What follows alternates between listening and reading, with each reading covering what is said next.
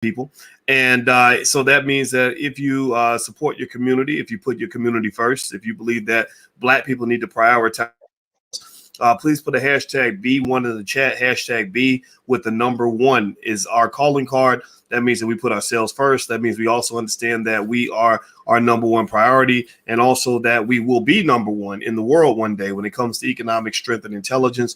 And also we must be one in order for us to win. Unity is important. Unify or die. Put a B1 in the chat if you agree with that philosophy. Hello, Kevin Goodwin. My name is Corey, Timothy Hunter, Nicole Thomas, Dr. Ree, Colonial Tech. I want to make sure I just thank all of you for joining us today and welcome you all to the platform. And so today we get to have a Powernomics Thursday. And you all know that the man that is, in my view, in many of your views, one of the greatest Black leaders of all time, one of the most effective scholars of any time is Dr. Claude Anderson, who's the author of the books Powernomics, Black Labor, White Wealth, Dirty Little Secrets, the Black History Reader, et cetera, et cetera. So without further ado, I'd like to ask my friend, Dr. Anderson, how you doing today, sir? Well, not too well. I'm in the highest level of festivity. I'm pissed off today. Let me be honest with you. I don't usually use those words in public, but today I'm so pissed off that I cannot fail to express my emotions to you when I first come on this morning. So okay. I'm at the highest level of festivity. I've never heard the word festivity. So what I'm going to do is allow you to tell us why are you pissed off today, Dr. Anderson? Well, simply because of some of the things I've read this morning and saw on the news today. And I'm pissed off with the Biden administration, conservatives in the country, but also with my own people. Because see, I told them for the last, for the last 30 something years, I told them to get away from the Democratic Party and the Republican Party and create your own Black International Independent Party and start voting strictly for yourselves. Resign from the Republican Party, resign from the Democratic Party, resign from the Libertarian Party, resign from the Freedom Now Party, and join a Black Independent National Party and vote strictly for your own selves, your own self-interest. Do not run any candidates, vote in a block nationally. You're 36% of the voting block. I say you can control politics in this country if you start voting as a block. And for anyone, regardless of color, black, white, pink, yellow, polka dot, or a black streak down their back, doesn't make any difference. Just vote for them based on their commitment. Those who promise the most and will deliver the most, simply straight to Black folk. Nothing else matters. I'm tired of telling Black folk, forget the crap. Now you're back in the hole again. Democratic Party ain't gonna do a damn thing for Black folk. And then what? The Democratic Party was the people that originally enslaved you back in 1789. They held you in slavery until the 1860s. And now, for 10 years, you went with the Republican Party. You went with the Republican Party up until for only about 10 years. That was called Reconstruction. Said we want to go back and correct what the Democratic Party had did for 360 years. We're going to correct some of that bull. And so from 1865 up to about 1875, that was it. Republicans put out and gave this would give Black folks a chance. And within about another 30 or 40 years, so by 1865, 1870, the damn Democrats had taken over again. They got you again. And all they're gonna do is practice what I call social liberalism, non-economic liberalism. You ain't gonna get a damn thing from them. And here's in the paper today where Biden came out and says, in the papers, all over the paper now, said, I'm not gonna support any reparations for Black folk.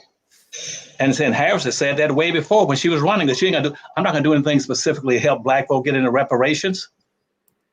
And I say to Black folk, what are you thinking about? They said, well, we listen to all these Blacks that come on the news every day and in the newspapers during an election and tell us we should go out and vote as a bloc for the Democratic Party, and they're gonna take good care of us. I said, yeah, they're gonna take care of you, same way they took care of you during slavery. And what you're gonna represent the meek, the weaks, and the freaks. And that's the same thing you represented during slavery and Jim Crow semi-slavery. And they got you again. And now this was the only hope Black folks had during the election. And they didn't vote. They voted, they gave the Democratic Party about 95% of their vote. And now nobody wants to do a damn thing for them. And so we're in deep trouble. And so the Democrats came up with an agenda saying, once we get in office, here's what we're going to do for black folk. I said, what the hell is that? Well, we're gonna give them some. We're gonna give them just a big hunk of. We give them a great big hunk of non-economic socialism. And I said, what is it? Non-economic socialism and liberalism for black folk. And they said we're gonna give them some public housing. We're gonna double the income for unemployed workers. We're gonna give them some more money for education, and we're gonna give them some more money for welfare. We're gonna give them some more money and for prison reform. We're gonna give them some more money. I said, no, that's for everybody. What are you gonna do for black folk? They said, we ain't gonna do a damn thing for black folk. So now the results coming out now again from the institution saying that right now that basically white folk are still anti-black. I told them when blacks came out of slavery back in 1865. Study says that at that time, 98%, Dr. Watkins, 98% of all the white people in America were opposed to freeing blacks from slavery, and secondly, from giving them any damn thing. That's why they didn't get 40 acres of the mule. They weren't gonna get a damn thing. All they do is set free with no money, no clothes, no education, no tools, no animals, no land, no resources, no religion, nothing, no guns, no weapons. And said, you go out there in the root hall or die. And I looked up root hall or die back in the old days. That meant you're going to be like a hog, go out and dig for roots in the ground or just perish. And that's now they're back to that. Black folk out of either root hall or die. And we're going to give them all this stuff. And I got all these blacks associated with Biden. I said, tell me right now, what is Biden going to do for black folk? He ain't going to do a damn thing. Same thing. I'm sick and tired of being sick and tired of being sick and tired, telling black folk the same damn thing. And these white folk ain't gonna do a damn thing. The last study I saw says yes, back in 1998. I mean, back in 1898, and when blacks came out of slavery, 98% of the people against blacks. And now in 2021, guess what? It's going down. The hate against black folk had dropped by 10 points. It went from 98, it's now down to 88. I said it took 150 years to reduce the hatred against black folk. I said, this rate, hell, white folk will be still hating black folk for another damn 3,000 years. Everybody who's watching, I'm speaking with Dr. Claude Anderson. Dr. Anderson is the author of the books Powernomics, Black Labor, White Wealth, Dirty Little Secrets, and the Black History Reader. Dirty Little Secrets has a 1 and 2 portion. You can take a look at a lot of his work at powernomics.com. And I mentioned to you all that if you are a believer in what Dr. Anderson says, don't just say you support it. Really support it. We got to learn economic maturity, put in our money where our mouth is. He has a library pack for $99 with all of his books. It should be required reading for all of our people. We are the public school system now. We are taking over the education of our people.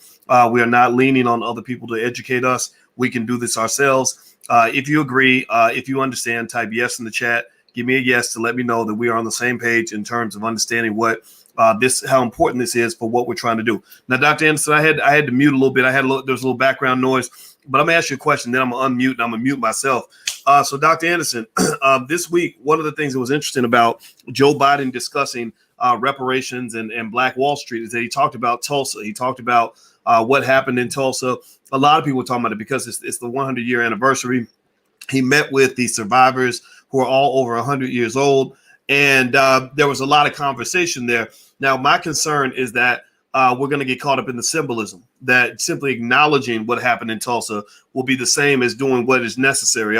When I see that with what happened with Tulsa, I see that as an example of what happened all across the country in hundreds of different cities. Also, I'm concerned that we're going to get so caught in the symbolism that we'll forget about the $15 trillion in reparations that are owed to Black people. So I'd like for you, I figured you were the perfect person to help educate us on that. And so, Dr. Anderson, if you could you tell us a little bit about maybe some of the things that we should know about not just Tulsa, but what happened all throughout the country over time in terms of these kinds of destructive events, and also how we need to view this and seize this opportunity to have a more important conversation? Well, I'll be glad to do that. And just start off with a basic point. Basic point is that nothing has happened significantly for Black folk. You know why? Because see, Black folk are not in this system. They're outside of the system. They're outside and underneath it. That's why it's not going to happen for them. And because that's one of the things I talked about on page, let's say 64. Say if you were to open up Power Numbers, look to page 64, what I talked about on that page, it was that what I called the future would be based on what I call the boundary line. Why? Because you see what you call B.W. Du Bois has talked about that in the 20th century, the issue would be the color line. I said that is over. That's starting in the 21st century. What you're in now is going to be the boundary line. Everything will get confused because nobody's abiding by anything anymore. Everybody, where we used to be where during slavery, blacks were the meeks, the weaks, and the freaks. Now everybody wants to give a pretense that they're equal to Black folk by saying we're also part of the meeks and weaks and the freaks, and we've been misused and abused. Now let's go back to get to your point. So let's go back. You asked about Tulsa. See, first of all, Tulsa was not the original Wall Street. And you got all these Black folks sit up in colleges, and that's the worst people to be asking about anything about right now. Most of them just go read a book. Next, they go out and get in front of a bunch of students to try to show how erudite they are. And most of them know what they're talking about. That's why I just got through seeing on the news. Here's a woman who do like most of them do, particularly the college professors. Any book thing I put in my book, they'll go out and cherry pick it out of there and try to and say, well, I teach for college, so I'm on a manifold that says that I must either publish or perish. And I'm gonna go pick up Dr. Anderson's books, and I'm gonna pick 2 or 3 or 4 lines out of there and write me a book. And so she's got out a book now. I got a book on the Second Amendment. Hell, I've been teaching that now for 30-something damn years, and that's all in my books. And there she's almost word for word talking about that we have to understand the Second Amendment. Anybody had my books already understand that. The next one got up, well, Jim Crow, segregation, that's a second type of slavery. That's re-enslavement. Everybody should have known that by now. So let's go back to my point I want to get to. I know I keep deviating. But you talk about Tulsa. Tulsa was not the original first Wall Street in America. And it was really Tulsa then. It was really Greenwood, right? That adjoins and abuts Wall Street. I mean, Tulsa. The real Wall Street was down in North Carolina. That was down in Durham, North Carolina. See, blacks in Durham, North Carolina was more advanced than any blacks in the country. I mean, any blacks that got more than a 3rd grade education say, well, how would Tulsa jump that far ahead and become so sophisticated economically way out in the damn wilderness, way out in Oklahoma, some damn place, in Kansas and all that? How'd they get so advanced? Because the real Wall Street was in Durham, North Carolina, and that one got wiped out. And they were the ones that had started all the insurance companies, and they had the banking systems down there, and they had their own bus lines and cab companies. And North Carolina was very sophisticated. That's where that came from. And so, but whites have always destroyed anything that would put black folk in a position to be competitive with them. That is the nature of walls. That's the nature of racism. I've told blacks all of my life now, since I was 21 years of age, what racism was. They still want to try to define racism by how white folks define racism. What did whites say? Racism is whether or not you like somebody or you're mean to them. And that's what racism is. That's a lie. Racism is an economic issue. It's a group-based economic issue where groups are competing to own and control resources, wealth, and power. That's what racism is. That came up in 1859 on the eve of the Civil War. And so, and a few blacks have been profiting like Durham, and they said, we're going to get rid of that. We're going to get rid of Tulsa. And they went out and killed about 600 people in Tulsa and burned the whole damn city down. But it was not only the Broad Society, but also the little air aviation out there, almost like a National Guard. They also they dropped the bombs on the houses and burnt down the churches and buildings and everything. They did that there, but that's not the only place. They also burned down Wilmington, North Carolina, where blacks were doing extremely well up in Wilmington, North Carolina. They burned out Wilmington. And then after they got to burn out Wilmington, then they went over and burned out a couple of places in Nashville where black folk had big, broad communities, doing extremely well, and had their own businesses and their own communities. And why do I say communities? Because you see, whites have never never wanted black folk to have communities. What they wanted to do was be isolated and be disorganized so they can come in and whites can come in anytime they want them. It started off originally way back in colonial days. They were called maroon towns, and black folk would get away from white folk, go way out in the woods, way up in the mountains, any place, and build their own little communities and maroon towns. And whites would always go out for maroon hunting, once or twice a year. They go out there looking for them and try to find where they are in the hills. And as soon as they find them, you know what they would do? They would kill them and burn them out. That was true all through history, whites. And so to make a long story short in that regard, this is very important for you to understand, particularly with the Congress, is that up until let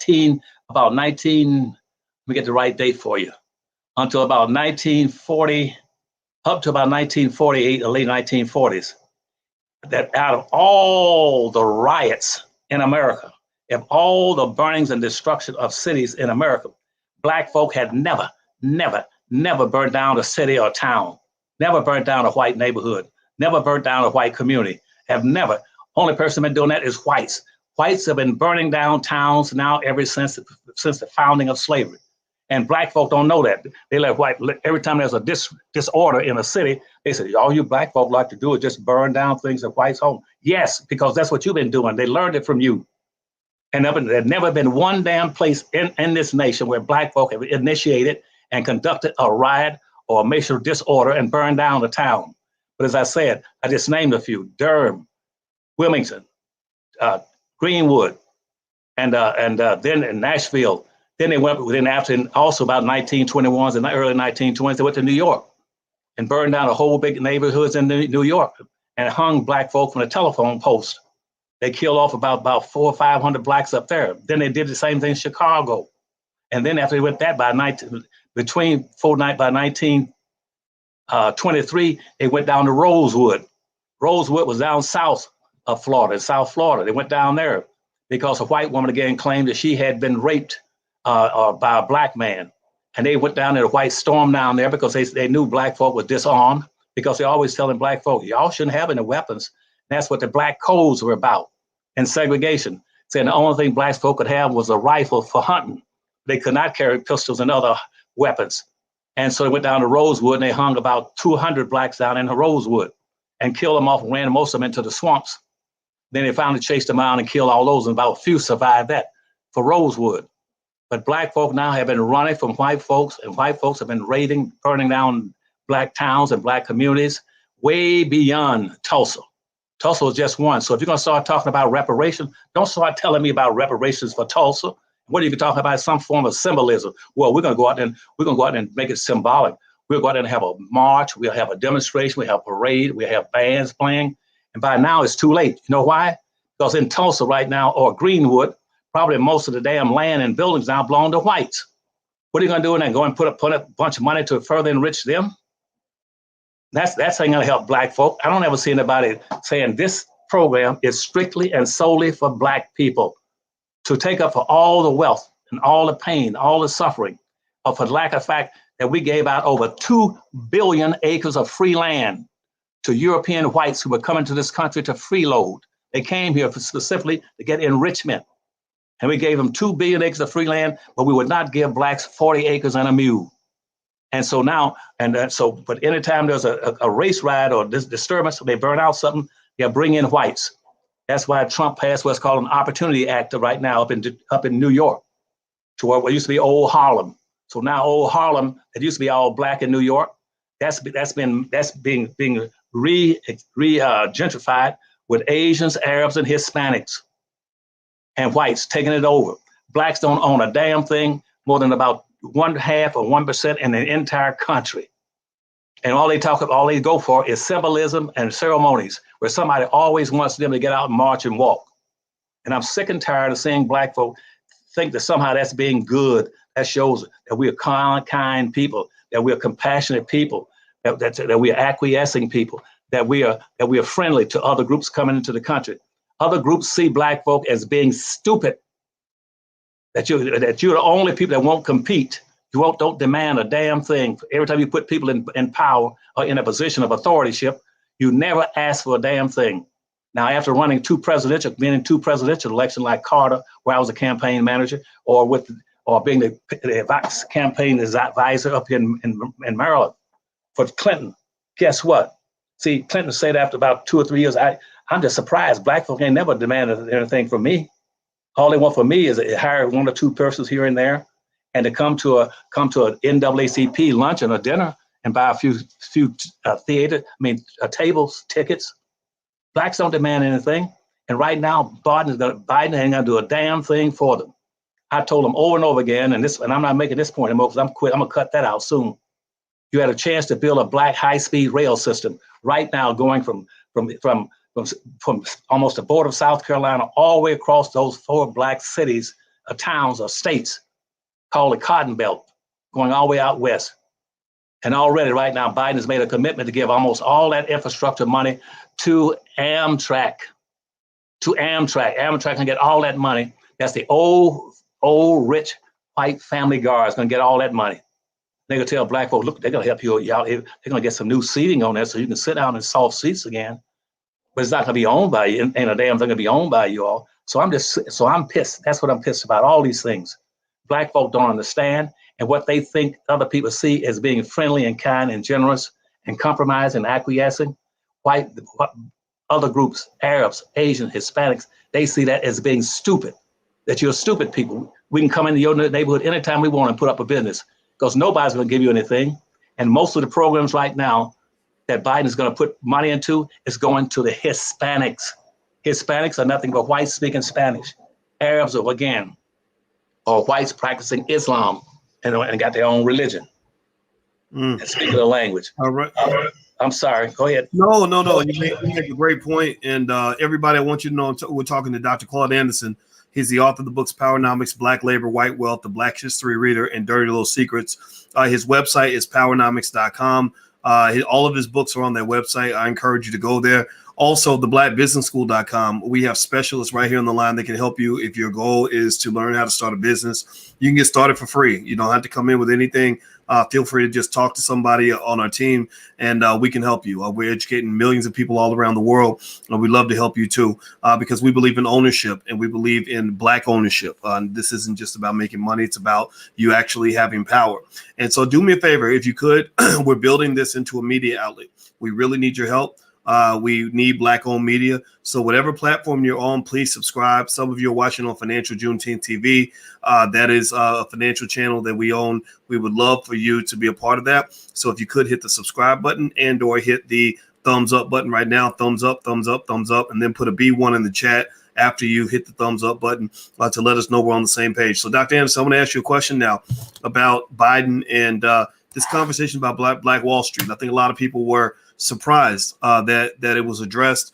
Remember, it took 100 years to get to even this point. You know, he sat down with some of the survivors who, unfortunately, they're over 100 years old.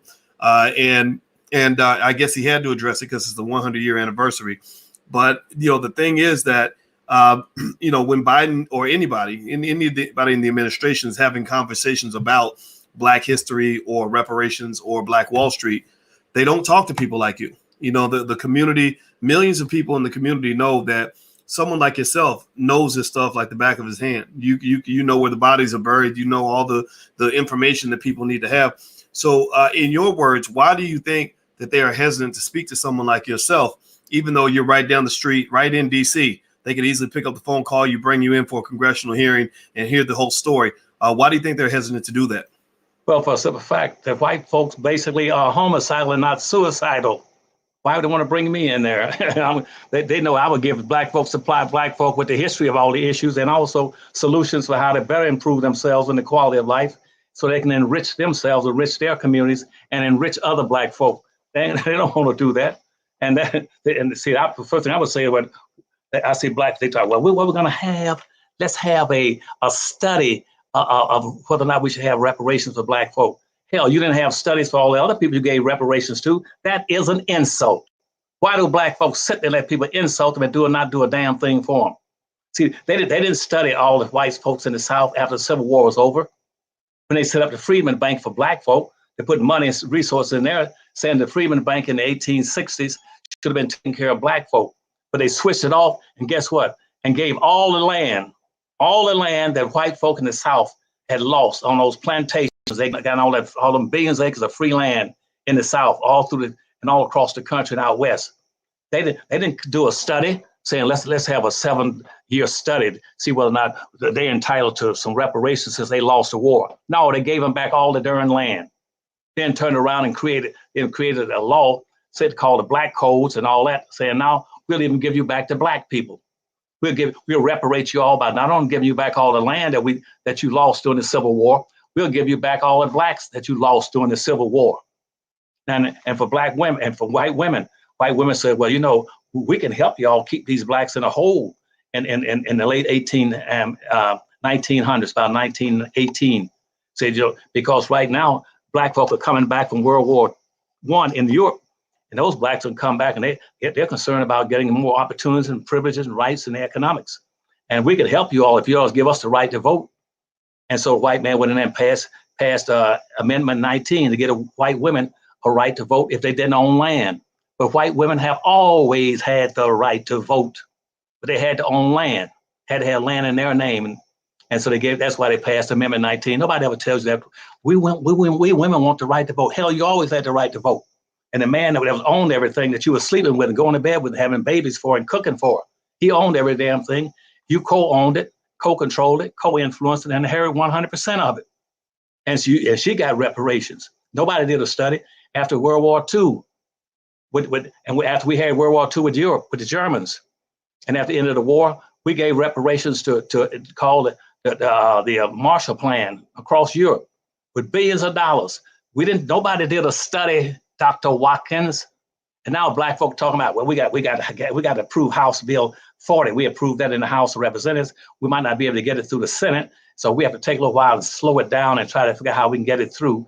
And this is now House Bill 40. That's an insult and a shame, even me talking about it.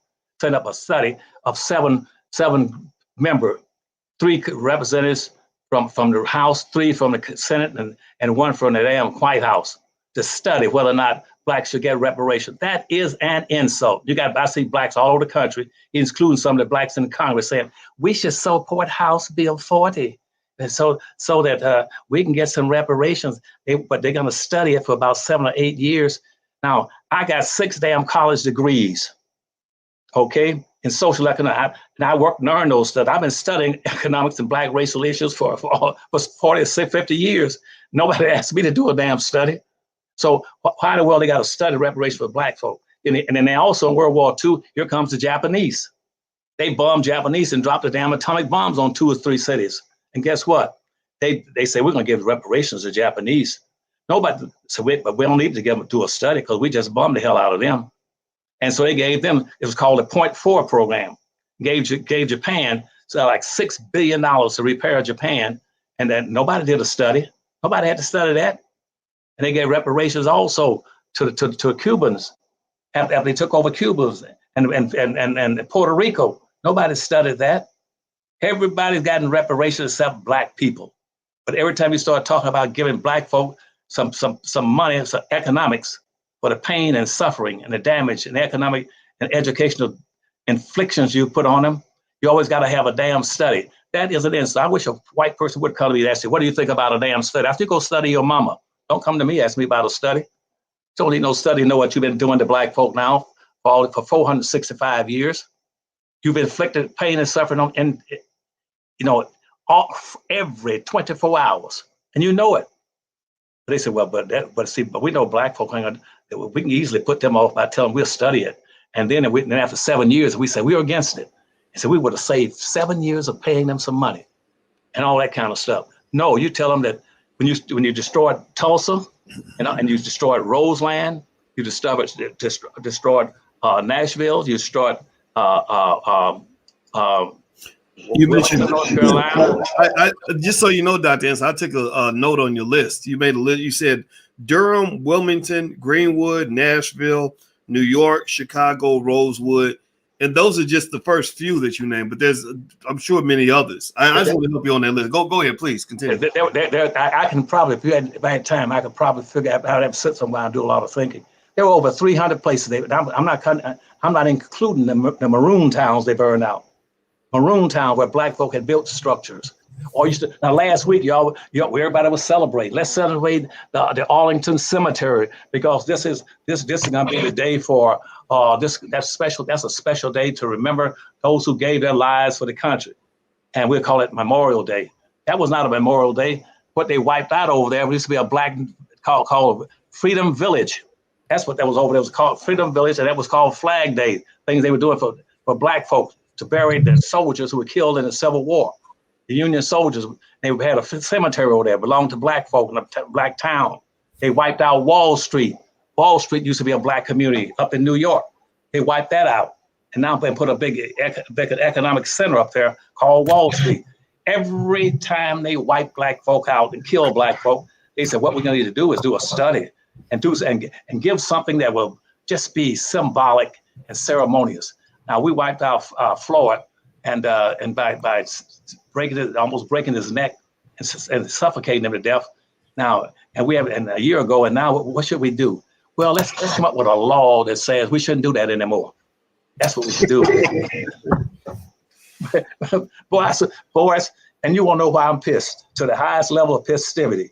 But that's what I can go on and on all day. But I'm not gonna monopolize your problem, your program today. But never in the history of this nation has one politician, not one white nor one black, has ever done anything specifically and solely to address in monetary, economic terms the suffering and economic depredation of black folk. Not one. And that's why every president was a slave owner. Up to the first 18 were slave owners. And they keep talking, well, we're gonna get some economic justice. Quit talking about justice. You can't get into justice in the United States. When you got 8 whites sitting on the United States Supreme Court, and the 9th white is a black man, a white man pretending to be white sitting on the Supreme Court. How are you gonna get economic justice when almost 99% of all the federal judges were racist? And here's the end of it. And see, I always like to tell people what they should do. If you're going to understand all this stuff, whether you're talking about Tulsa or all these other places, you have to understand the whole nature of the Federalist Society and the Federalist papers that were passed at the same identical time that the Constitution.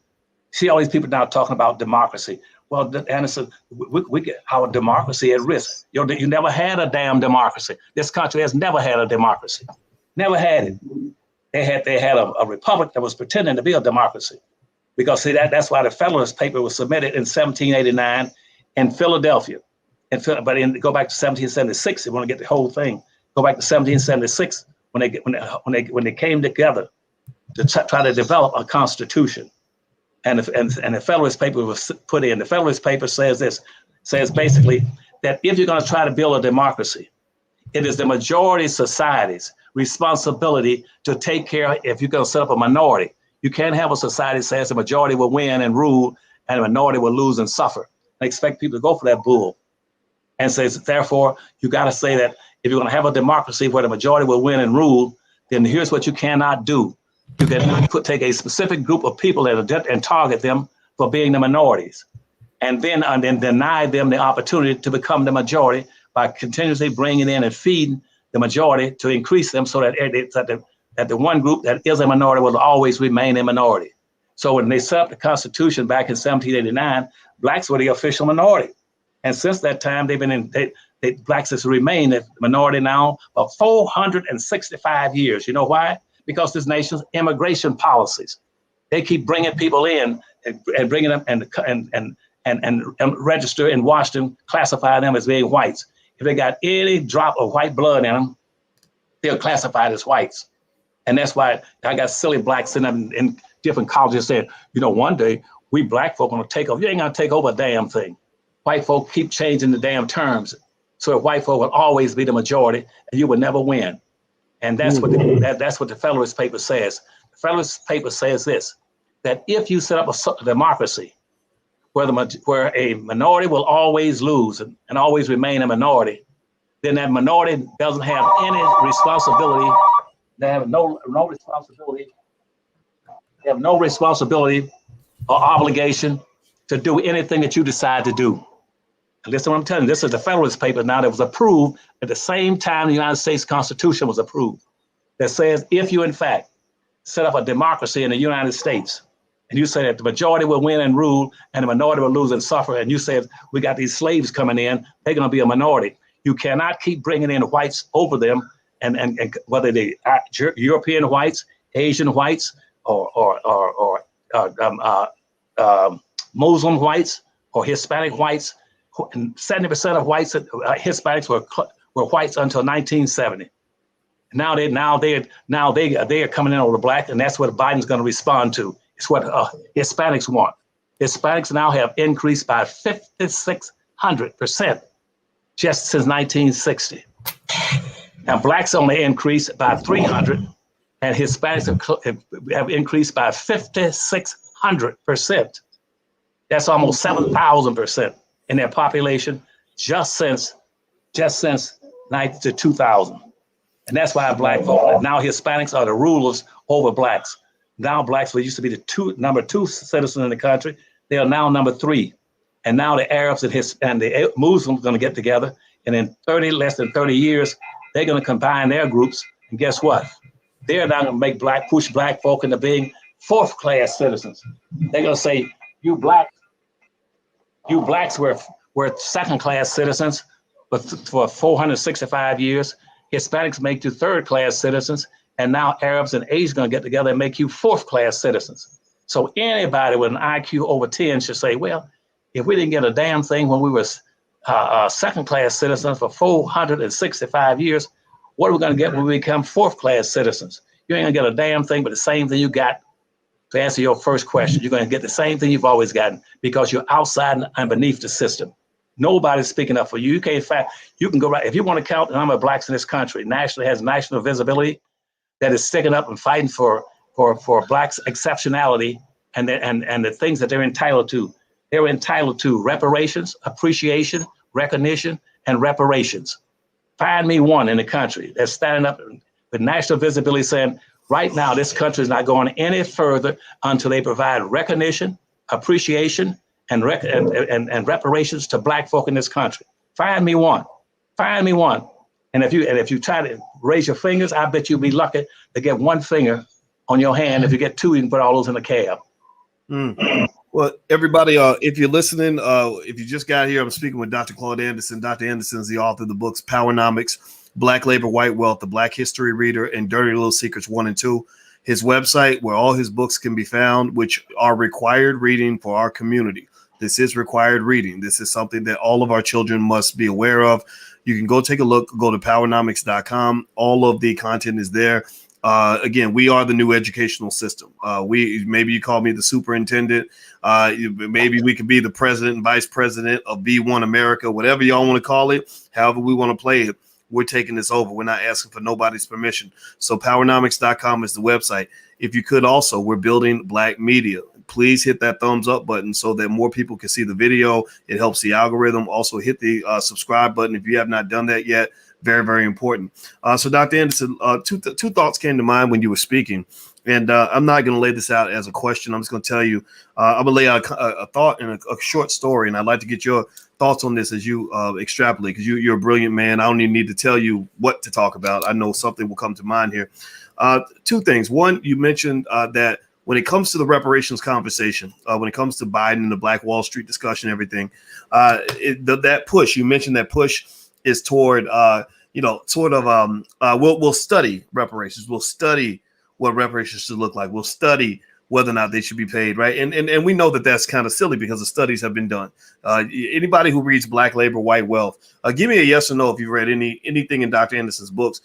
This has been studied. This has been studied by a lot of experts. Dr. Anderson is at the forefront, but there's other individuals out there. Give me a yes or no if you know that the study has been done. If you are aware of just how much information there's already out there. So I feel like obviously they're playing the game, right? We know what it is. It's the politics delay game, which says that if we delay black folks, if we say we're studying, we're thinking about it, then what happens is that in the meantime, you've got several election cycles that will take place. Primary, got the midterms and the next presidential election. And what I've seen, this is the game I think they're going to play, part of the game, which is So the election comes up, 2024. So they're trying to scare everybody into voting for, whatever Democrat they put in front of us by telling us that the Republican candidate is the devil and we're all going to die if he gets elected. That's the game. But then when you say, well, you haven't paid reparations yet, you haven't moved forward on that, they're going to say, well, we can't continue the study if you don't elect us, right? So we need to be elected for us to. So if you don't let us get elected, then there will be no study. I mean, you think the Republicans are going to do a better job, right? That's the game that I tend to see, and I'd love to get your thoughts on that. And then another little thought that I wanted to share with you is this: when I think about Black folks in America, and you talked about Black people being hated, just how hated we've been for so many hundreds of years, and how we're still hated to this day, hated so much that the politicians, Kamala Harris even said she was not going to do anything specifically for Black folks. She said that clearly. She made that statement. She actually, in case y'all want to know, we're not extrapolating. We're not interpreting her words. She said this. She said, it's not like I'm going to do, I don't know if you guys remember that, but she said, it's not like I'm going to sit here and just do something specifically for Black folks. So, you know what it makes me think about, Dr. Anderson? It makes me think about when I was a kid, my biological father was not in my life. He passed. I didn't know the man very well. I had a stepfather, and I was adopted into another family. And this family, while most of the people in the family were very nice people, there were some people in the family where, in hindsight, I realized that they just knew that I wasn't quite one of them. I had darker skin. They had lighter skin. My mama was this single mama. A lot of men, you got a lot of weak men out here that think that a woman who's a single mother isn't even worthy of love, that her and her kids should just be thrown in the trash. I don't agree with that, because I was one of those kids. And so here it is. I come in this little nappy headed boy, don't nobody know me. But here's the thing. So some of them, not all of them, but some of them were looking at him like he's not one of us. And so I would get treated a little bit different. All the other kids that, would get a certain kind of meal for lunch, and I would get something different, or maybe they get invited over to a party. I wouldn't get invited. Now, in my mind, mind you, follow me on this analogy, everybody, if you get what I'm saying. Now, this is not a sad story, but it's just an example to help you understand the role of Black people in this country. So in my mind, I didn't know the difference. I thought I was one of the cousins. I thought I was in the family. I didn't even know that my father was not my real father till I was 10. So I'm 6 years old, and I'm thinking that the reason that they gave everybody else a sandwich and not me is because they forgot to give me a sandwich. Or I'm thinking that, hey, y'all forgot to invite me to the party. I know my invitation's in the mail, right? So to make that example full circle, I feel like that's where Black people are in America. You really have Black people who really believe that we are fully integrated as equals in American society. Like we really believe white folks like us more than they actually do. We really think, so we'll go to the same college as the white boy, make the same grades, apply for the same job, and then we'll be surprised that the white boy got the job and we didn't. Or that you'll do the same work and the white woman will get the promotion and we won't. And we'll just kind of say, well, this ain't right. This ain't equality. This ain't the way America's supposed to be. But what we don't understand is that America was designed that way, that they don't see you as the same. You are not a member of the family. You ain't never going to be white. You are not white. And I think that when I hear Black folks from the Democratic Party say, oh, let's all go be Democrats together, they'll give us this and give us that. It's like, no. Whether you join the Democrat or the Republican Party, in the minds of most of those people, you are a second-class citizen. You are not one of them. So, Dr. Anderson, I'm not even going to ask you a question. I'd love to get your thoughts on just everything that I just said. I'm going to be quiet now, please. Well, I think you're right on target. And in terms of which one is best, the Democrats or the Republicans, see, neither one are worth a quarter for Black folk. I told Black folk, but they said, well, Doctor, we don't know how we do that. Since we're only 13% of the population, it's easy for you to do it. It's easy. The biggest party in America, you know what party that is? And I know how smart you are. And you'll probably get it, and you're not going to tell me because you're going to embarrass me by asking a stupid question. But about which party is the biggest party? And most people say, well, it's either the Democrat or the Republicans. No, it's not. It's neither one of those. It's the independent party.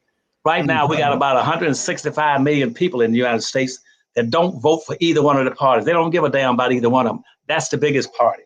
And what I was saying to Black folk, yes, you might be 13% of the population, but in my planning as campaign manager for presidents, for governors, for attorney generals, for mayors, for state representatives. I run campaigns for all of them. And the party I'll go after is the independent party. I can beat any party with it. I can beat any party with it. That's how I appeal to. If black folk were to say, I'm no longer Republican and I'm no longer Democrat, I don't give a damn about either one of them. I'm going to create a black independent party and put all my blacks, I'll put 46 million blacks into one party and vote as a solid block. And I'll tell whites all over the country, we're not running any candidates, but we'll be willing to vote for and support whoever promises the most and delivers the most to black people. And I said, that, and I'll give you a solid block. When that gets out there, along with that group that's got about 165 million right now who don't belong to any party, I put that together. You know what I got? I got almost 200 million damn people in this country that are open now to vote. And that way now you vote for the candidate that promises the most and delivers. And that way, I guarantee you that every politician will rush and say, I'm gonna go and kiss on those black folk, because if I pull that kind of number of millions of people, hell, I'm gonna vote. I'm gonna do what those black folk want me to do. But see, right now, see, they're not responding to blacks because see, Hispanics are coming in the country in such large numbers that now whites are responding to them. That's why we're talking about immigration this, immigration that. That's because those people just came in the country and they're illegals. That started in 1964 civil rights law gave them emphasis. And they started pouring into this country. So between 1970 and 1990, we had the number of blacks, Hispanics coming to the country went up over 300% just that 20 years in terms of millions. And so by year 2000, they totally supplanted blacks. And this was planned. This is not something that just happened.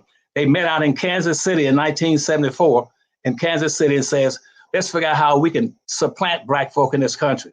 We're going to dominate. And black folk have been number 2 now for 465 years. Let's kick those suckers out. And we can kick them out not by what black folk always singing and dancing about. We shall overcome someday. Okay, we sing that damn silly song for almost 200 damn years. And say, okay, fine. And so they said, we're going to overcome by overcoming. And so we're gonna now go and find anybody that got a Hispanic last name and include them in our groups. And that was a meeting in the state. They met that out in Kansas City, and decided that they're gonna supplant black folk in politics by the year 2000. And they hit it right on the head. I put all this stuff in my books, tell black folk. So now they are number 2. And they said, and the black folk will not get anything until after we've gotten everything we wanted. And that way, when we don't need anything else, that we'll get the drippings, what's left over on the plate to black folk. But they never tell you that Hispanics were the number 2 or number 3 group of people on the earth that had started slaving black folk.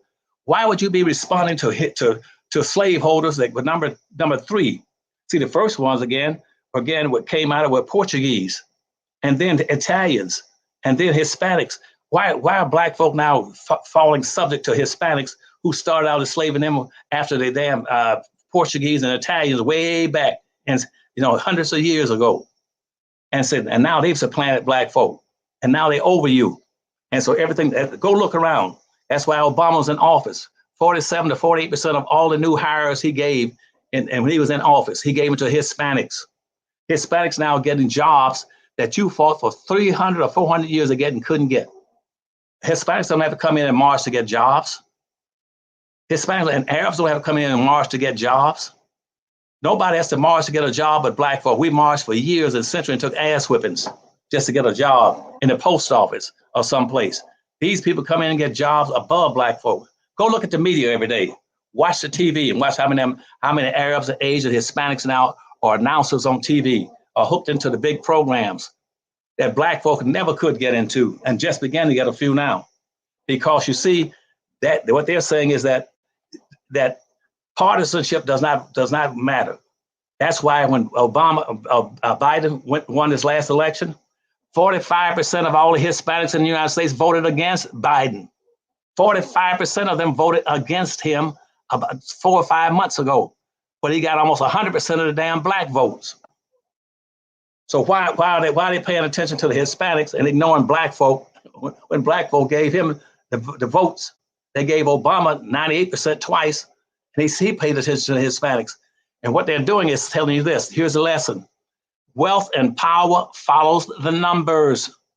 If you want to win, then what you do, you start building your own Black communities and tell your people, start coming back home, building your own economies in your own communities, and vote and spend your money with your own people. Spend 98 to 100% of all your money in with your own Black businesses, and keep your money in your own communities, and quit putting it outside your community. Then you get some power and wealth. Then you started playing the game to win. Say, we're going to build our own communities, build our own businesses, spend our money with our own people, and we're going to vote as a solid block in a Black independent, a dependent party. Independent party, we will get our votes. And then then you get a lot of respect, appreciation, recognition, and you'll get your reparations. That's the only way you're going to get reparations, is you got to show power. Now you're showing weakness, meekness, and freakness. Look at all these Blacks want to be homosexuals and bisexual and all that, and pansexual, anything. That shows weakness. Quit showing weakness and start showing strength. Instead of saying, I'm Black and I'm proud of it. And we are exceptional people. And what you said a few minutes ago about everything being equal to Blacks, nobody in this country should be equal to Black folk. Quit looking for equality. Quit looking for justice and look for power and wealth. You get power and wealth, you don't have to look for no damn justice. You can throw it anytime you want them. And don't be looking. You don't go to and racism is a race. Quit going to a racetrack looking for all the horses to start out together and come in together. If you get in a race, you want to get out ahead and come in first, and you forget about everybody behind you. That's what Blacks won't do. They keep talking about, we got to end racism. You can't end racism unless you get some of the wealth and power. You don't own a damn thing. You own 1/2 or 1% of anything of value in the country. Learn to play the game and follow Dr. Watkins every week and every day you can, and listen to the information he's giving you, and write it down and keep it notes and buy those damn books so you have some understanding.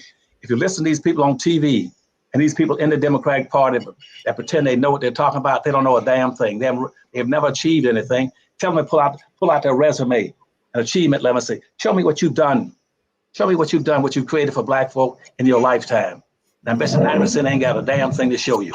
Yet they sitting on TV pretending somebody, I can help Biden get elected. I can help this person get elected. Forget those people and go for yourself. Respect, appreciate, and love your own people, just like I do and just like you do. And we'll be a happy people together with our own people first. You know what? You inspired a lot of thoughts with that statement. And so, but before I jump into that, I want to tell everybody, in case you came in, I'm talking to Dr. Claude Anderson. He's the author of the books Powernomics, Black Labor, White Wealth, The Dirty Little Secrets 1 and 2, and the Black History Reader. His books are on his website, powernomics.com. And I hope you all will go take a look. Also, we have more educational material for you and your family at the allblackagenda.com. There's plenty of stuff there, so feel free to go to the allblackagenda.com. Now, one of the things I want to ask you all, after you hit the thumbs up, subscribe button, and all that stuff, whatever platform you're on, hit the thumbs up button right now. I want to ask your permission. Can Dr. Anderson and I, will you elect us right now as the superintendents just for 5 minutes? We need 5 minutes of power, just 5 minutes of power, and then we're going to give it right back in 5 minutes. I would like to ask your permission. Can we be the president and vice president of Black America or of the B1 community for 5 minutes? So I'm going to do an election, put a yes in the chat.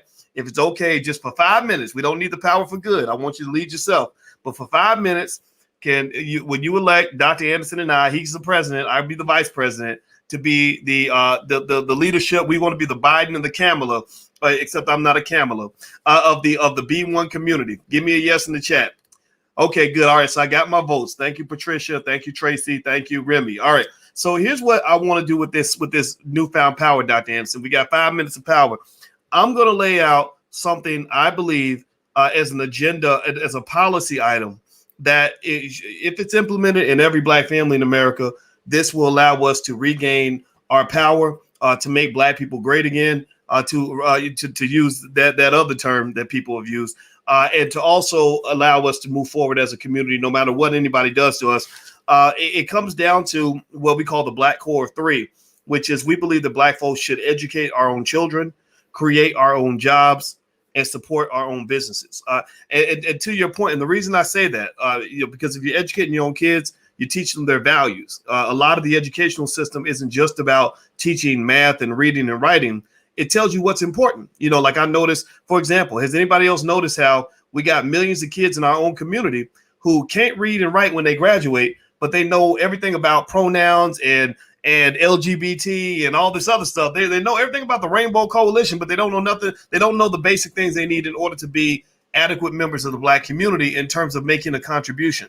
That's a problem, right? So I believe we should educate our own children. That doesn't mean your kids don't go to school. It means that when your kids come home, you're taking over that process. You let them know, daddy's got this, mama's got this. You're the teacher, that's her opinion, but let me give you mama's opinion. Let me give you daddy's opinion. You got to do that. And if you don't have an opinion to share or something you're comfortable with, you got people like myself and Dr. Anderson. We're two of the smartest professors in the world. We're right here. We're available for you. We talk to you guys every day.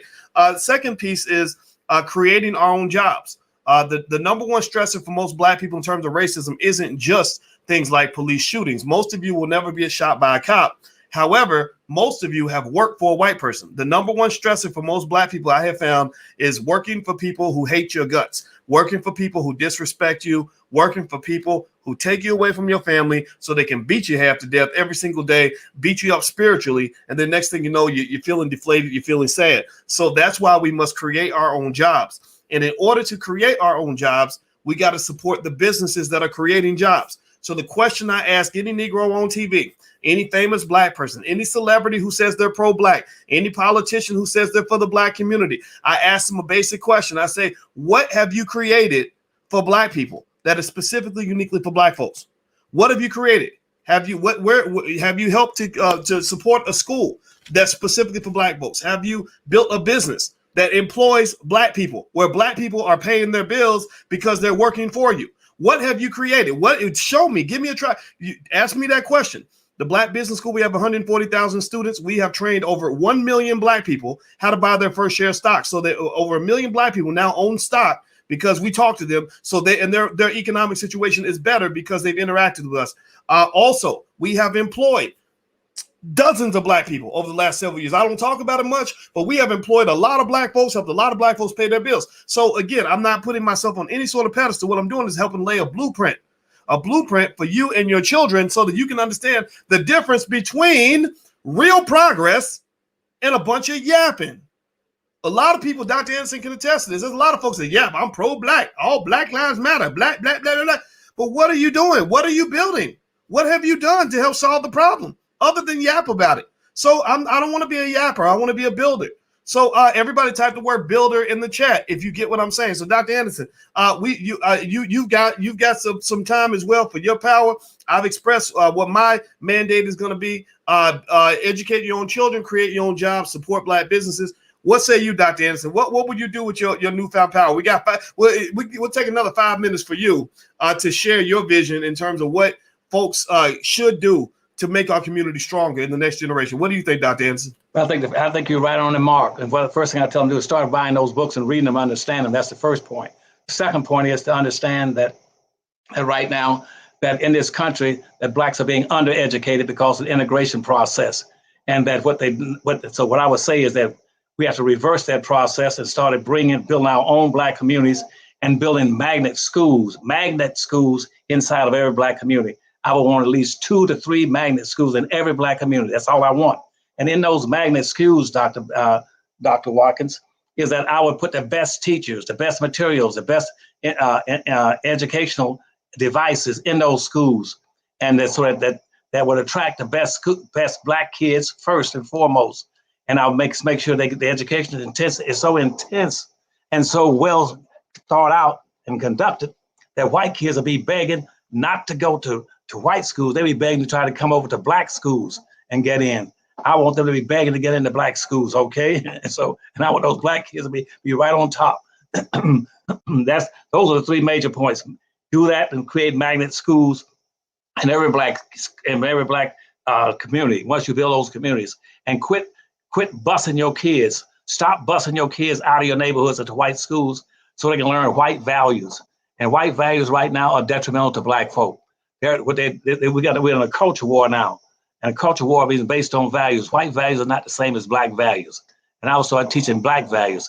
Our values are based on not Black folk being meek, weak, and freaks, but being very strong people. Because you see, Black folk are not using what they should be using. White folks are right, and we're intellectually norming pretty soon. Where they're going to start trying to figure out how to again, go back to what was going on at the turn of the century, 19th century, trying to show that black folk are cognitively lower in education, in execution of learning skills than whites are.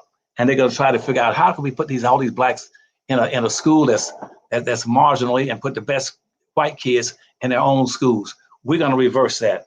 Because here's how white folks marginalize and normalize black folk, by saying there's only three forms of education.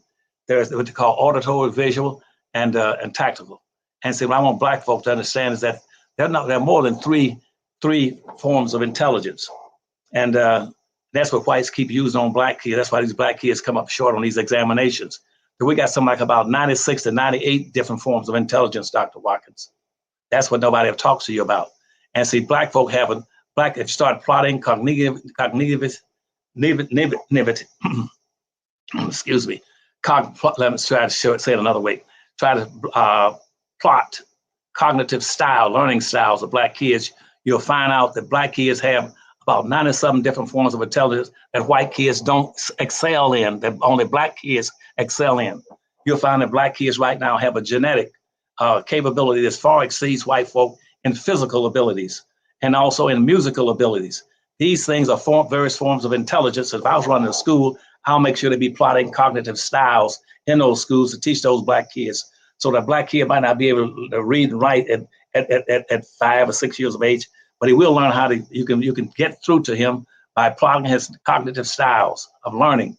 And we'll find kids like Stevie Wonder. Stevie Wonder might not be able to read that well from in Detroit, Michigan, but he can play about 6 or 7 different instruments. He can write music.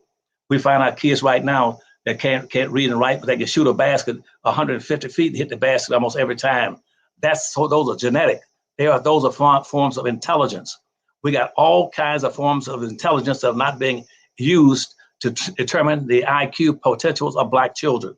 I can go find kids right now, even in the jungles of Africa, that can't read and write, don't know one language, but they can sit there and take a knife and carve some beautiful statues.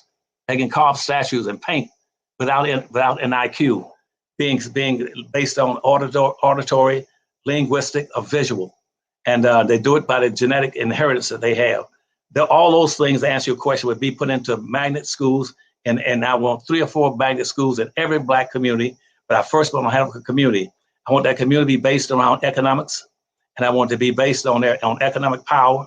And I want the police department. I want all the police people to come out of the black community, just like they in Chinatown. When all the police came out of Chinatown, but Chinese, they don't bring anymore. We don't want any non-Chinese policemen in Chinatown. I want black folk to get their own, to take the gangs in black neighborhoods, take the gangs and help them get into businesses, put gangs in the businesses in the black neighborhoods, but where you start businesses for them, where they use those skills they have. Like when I was a principal of a socially what they call maladjusted boys at that time. I had 900 of the worst thugs in the city of Detroit, Michigan, more school for boys. I was a principal operating with them. They had the most delinquent, bad boys that you can get your hands on. And when I got through with them after 2 years, I had the best kids in the whole damn town. And what you do, you teach them skills. Some of those boys could not read at about a 3rd grade, 4th grade level. But guess what?